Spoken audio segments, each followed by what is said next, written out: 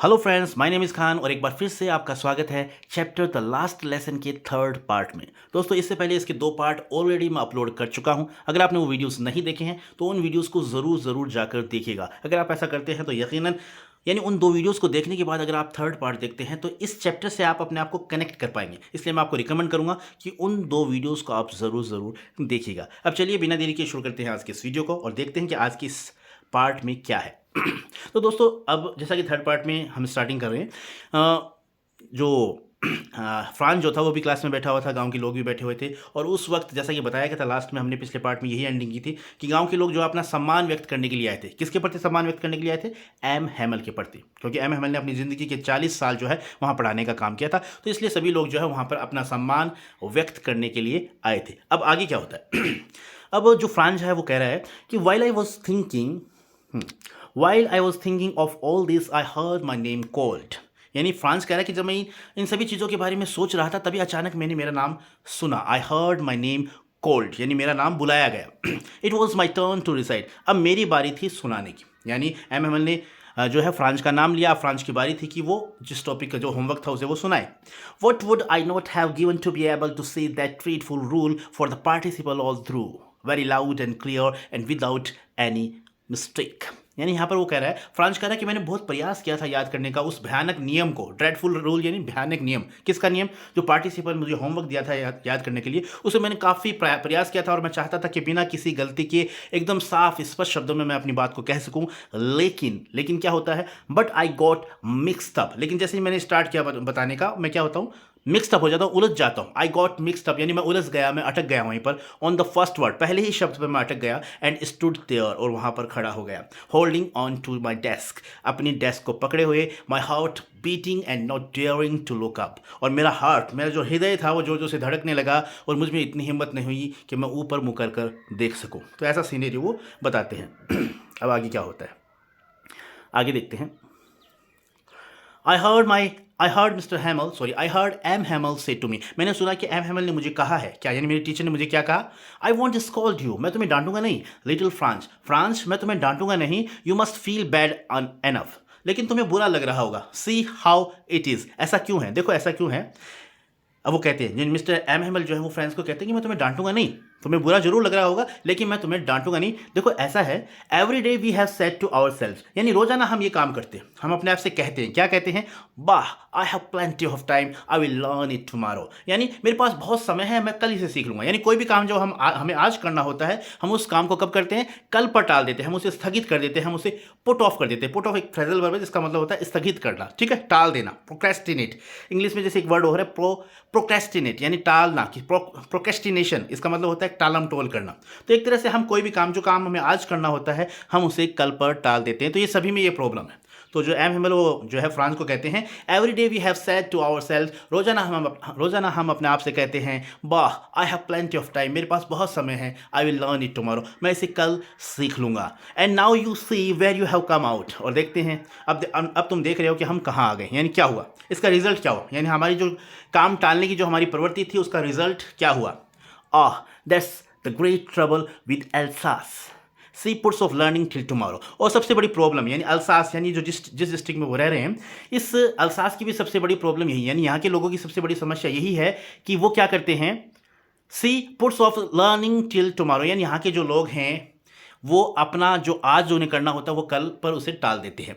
Now those fellows out there will have the right to say to you, how is it you pretend to be Frenchman and yet you can neither speak nor write your own language. अब देखो, जब वो दूसरे लोग यहाँ पर आएंगे तो उनके पास ये अधिकार होगा कि वो तुम्हें ये कह सकें कि तुम फ्रांसीसी होने का दावा करते हो, लेकिन तुम तो अपनी भाषा को ना तो बोल सकते हो और ना ही लिख सकते हो, तो तुम काहे के फ्रांसीसी हो। इस तरीके से वो आपको कह सकते हैं कि तुम दावा करते हो कि हम फ्रांसीसी हैं, लेकिन तुम्हें अपनी भाषा ही नहीं आती, तो तुम कैसे फ्रांसीसी हो। यानी वो ये बात कह सकते हैं आपको।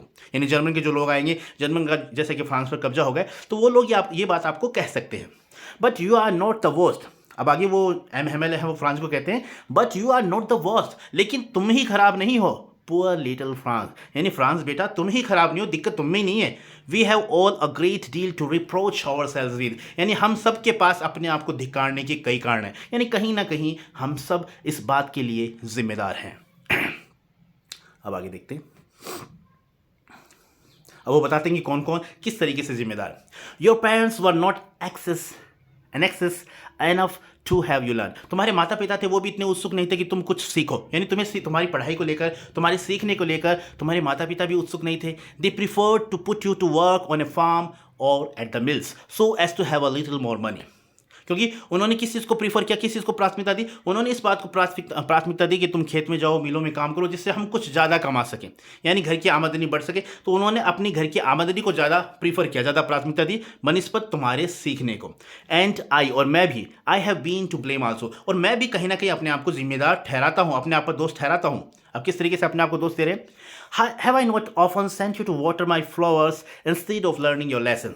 कि मैं भी, अब वो एम हेमल है वो फ्रेंड्स को कह रहे हैं कि मैं भी कहीं ना कहीं चीज़ के लिए जिम्मेदार हूँ, क्योंकि मैंने भी कई बार तुम्हें पौधों को, फूलों को पानी जो है पानी देने के लिए भेजा है, बजाय तुम्हारी लेसन की याद करने के, यानी तुम्हारी लेसन को याद करने देने के बजाय मैंने तुम्हें पौधों को पानी देने के लिए भेज दिया। And when I wanted to go fishing, और जब कभी भी मेरा मन मछलियाँ पकड़ने के लिए करता था, did I not just give you a holiday, तो मैं तुम्हें छुट्टी दे देता था, यानी तुम्हारी छुट्टी कर देता था, या किसी ना किसी तरीके से मैं बंक मार लेता था। तो कहीं ना कहीं मैं भी इस बात के लिए जिम्मेदार हूँ।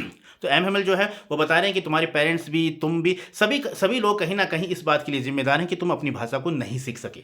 अब आगे क्या होता है, then from one thing to another, अब एक बात से दूसरी बात की तरफ जाते हुए M Hamel went on to talk of the French language. अब वो फ्रेंच लैंग्वेज पर बात करते हैं, फ्रेंच भाषा पर बात करते हैं, उसके बारे में बताते हैं, और वो ये कहते हैं, saying that it was the most beautiful language in the world, the clearest, the most logical. अब वो कहते हैं, फ्रेंच भाषा के बारे में बताते हुए कहते हैं कि ये जो भाषा है विश्व की सबसे खूबसूरत भाषा है, एकदम स्पष्ट, एकदम तर्क संगत, that we must guard it among us and never forget it.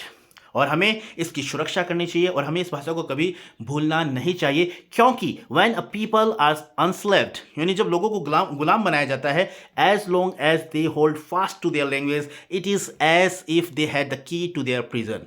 यानी वो कहते हैं कि जब लोगों को गुलाम बनाया जाता है तो उनकी भाषा ही होती है जिसके माध्यम से वो अपने आप को आज़ाद करा सकते हैं, यानी भाषा, उनकी जो भाषा है वही एक तरह से उस जेल की चाबी की तरह होती है। अब आगे देखते हैं, जो हार्ड मीनिंग है उनको मैंने हाईलाइट किया हुआ है, तो उन हार्ड मीनिंग को आप अपनी नोटबुक में ज़रूर नोट कर लीजिएगा, ठीक है।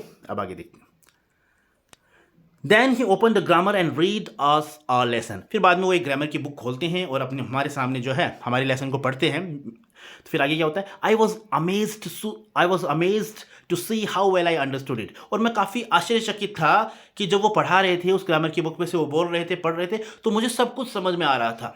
All he said seemed so easy, यानी जो भी उन्होंने कहा मुझे बहुत आसान लगा वो। I think to that so carefully, और मैंने उन्हें काफ़ी अच्छी तरीके से ध्यानपूर्वक सुना। I had never listened and that he had never explained everything with so much patience. और मैंने भी उसे काफ़ी अच्छी तरीके से, काफ़ी ध्यानपूर्वक सुना, और उन्होंने भी आज पहली बार इतने धैर्य के साथ कोई बात हमें बताई थी। इससे पहले उन्होंने ऐसा कभी नहीं बताया था, लेकिन आज उन्होंने बहुत धैर्य के साथ, बहुत तसल्ली के साथ हमें पढ़ाया था, बताया था। It seemed almost as if the poor man wanted to give us all he knew before going away. ऐसा लग रहा था वो बेचारा आदमी, यानी जो मेरे टीचर हैं एम हेमल जो हैं, आज वो मुझे सब कुछ वो दे देना चाहते हैं जो वो जानते हैं, यानी जाने से पहले सब कुछ हमें बता देना चाहते हैं। And put it all into our heads at one stroke, और हमारे सर के अंदर, यानी हमारे दिमाग के अंदर सारी बातें, जितनी भी बातें हैं इस सब्जेक्ट से रिलेटेड, जो कुछ भी उनके पास है, वो सब कुछ हमारे सर के अंदर एक ही बार में वो डाल देना चाहते हैं। तो इस तरीके से उन्होंने हमें जो लास्ट लेसन था वो उस तरीके से हमें एड्रेस कर रहे थे। तो ये था थर्ड पार्ट, और थर्ड पार्ट में जो भी हार्ड मीनिंग थे उन्हें मैंने हाईलाइट कर दिया है, उन्हें आप नोट कर लीजिएगा। ज़्यादा हार्ड कुछ वैसे विशेष कुछ बताने को है नहीं, बहुत ईजी सा चैप्टर है, तो आप इसे समझ लीजिएगा। एक दो बार देखेंगे तो आप अच्छी तरीके से चैप्टर से अपने आप को कनेक्ट कर पाएंगे। अब इसका लास्ट पार्ट है वो नेक्स्ट वीडियो में मैं आपके साथ शेयर करूँगा। So this is all about the video. I hope you liked this video, and if you did, please give it a like and share with your friends and siblings who are especially in 12th class. Once again, thank you so much for watching this video till the very end.